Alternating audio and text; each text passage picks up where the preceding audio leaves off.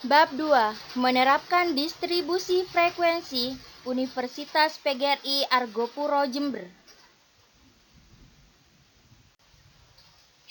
Pengertian distribusi frekuensi. Distribusi frekuensi adalah tabel atau grafik yang menggambarkan jumlah individu dari setiap kategori dalam suatu data. Graph Vetter and Wellnew 2000. Melalui distribusi frekuensi akan terlihat apakah persebaran data terpusat di suatu area atau tersebar di seluruh area. Manikan dan 2011. Secara umum, bagian penting yang terdapat dalam distribusi frekuensi adalah kelas dan frekuensi. Kelas adalah pengelompokan observasi berdasarkan kategorinya. Dalam data numerik, kelas dapat diartikan sebagai interval antar data, misalkan 1 sampai 10, 11 sampai 20, dan seterusnya. Sedangkan pada data kategori, kelas merupakan jenis-jenis kategori yang ada dalam data tersebut seperti hobi. Kemudian, frekuensi adalah banyaknya anggota dari setiap kelas. Diam dulu ya. Aduh. Selanjutnya, distribusi frekuensi menurut para ahli. Adapun definisi distribusi menurut para ahli antara lain. Yang pertama, menurut Hasan, tahun 2001. Pengertian distribusi frekuensi adalah sebagai susunan data menurut kelas interval tertentu atau menurut kategori tertentu dalam sebuah daftar. Yang kedua, Ensiklopedia Britannica. Arti distribusi frekuensi adalah grafik atau kumpulan data yang diatur untuk menunjukkan frekuensi kemunculan setiap kemungkinan hasil dari peristiwa berulang yang diamati berkali-kali.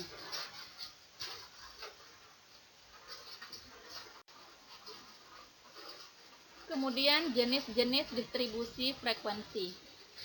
Distribusi frekuensi memiliki jenis-jenis yang berbeda untuk setiap kriterianya.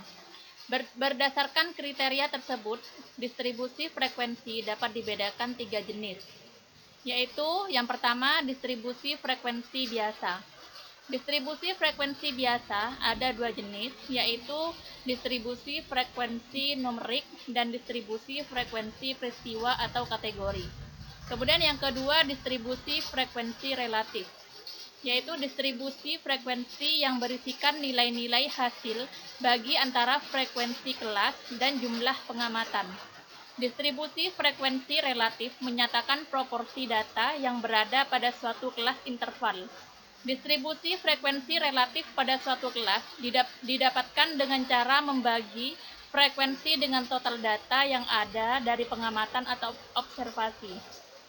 Kemudian yang ketiga, distribusi frekuensi kumulatif, yaitu distribusi frekuensi kumulatif memiliki kurva yang disebut ogive. Ada 2 macam distribusi frekuensi kumulatif, yaitu distribusi frekuensi kumulatif kurang dari dan distribusi frekuensi lebih dari.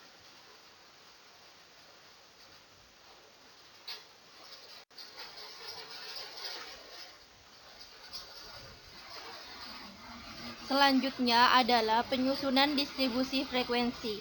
Yang pertama, menentukan jangkauan atau rang dari data jangkauan sama dengan data terbesar min data terkecil. Yang kedua, menentukan banyaknya kelas atau K. Banyaknya kelas ditentukan oleh rumus Stargers K. K sama dengan 1 plus 3 titik log n titik koma K. K dalam artian keterangan sama dengan banyaknya kelas, N sama dengan banyaknya data. Yang ketiga, menentukan panjang interval kelas. Panjang interval kelas sama dengan I. I sama dengan jumlah kelas, K sama dengan jangkauan dalam kurung N. Menentukan batas bawah kelas pertama.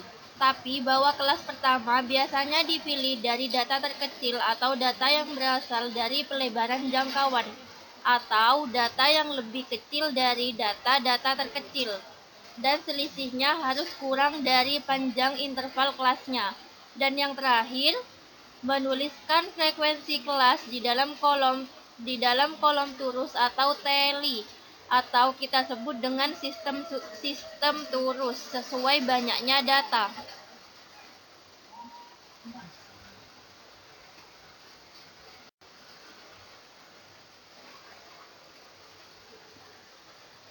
Bentuk distribusi frekuensi.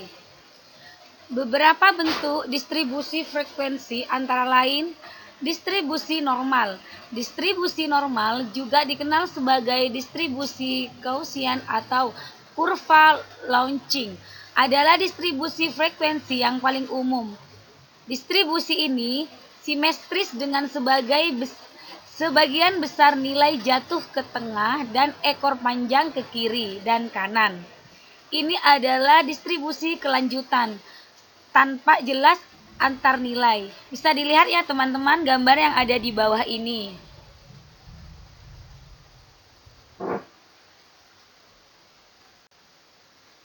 Distribusi miring. Jika kurva normal miring ke kiri atau ke kanan, ini dikenal sebagai distribusi miring. Long tail atau dalam konteks retail dan pemasaran. Istilah long tail digunakan untuk merujuk pada banyaknya produk yang dijual dalam jumlah kecil dibandingkan dengan jumlah produk yang laris sedikit. Di sebelah kanan disebut miring ke kanan atau miring positif, sedangkan ekor panjang di sebelah kiri disebut miring kiri atau miring negatif. Distribusi dibagi menjadi dua. Satu, distribusi miring positif. Distribusi miring positif umum terjadi dalam situasi di mana ada batas bawah tetap. 2. Distribusi miring negatif.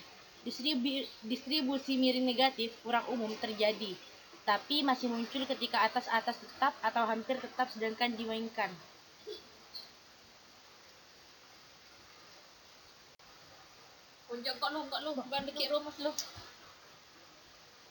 Distribusi bimodal atau multimodal.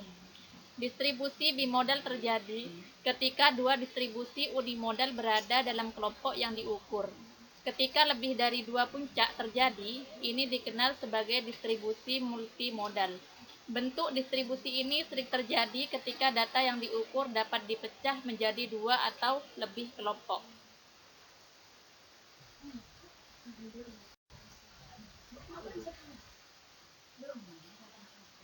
Distribusi seragam. Dalam distribusi seragam atau persegi panjang, setiap nilai variabel antara maksimum dan minimum memiliki peluang yang sama. Untuk distribusi yang seragam mengasumsikan bahwa semua sampel dan populasinya memiliki kemungkinan yang sama. Bisa dilihat di slide ya, min dan max-nya.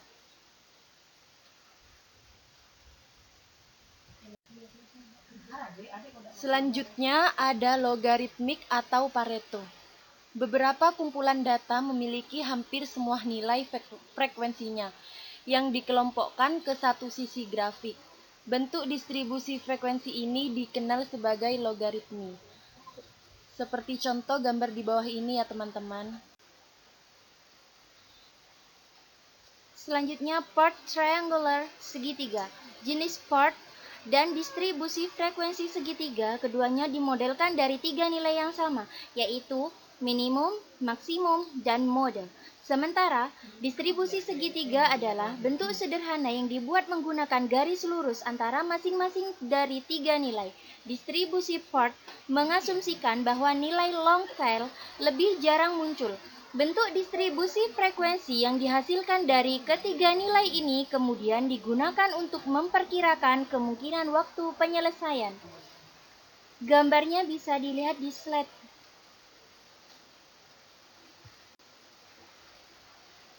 Sekian pemaparan bab 2. Terima kasih.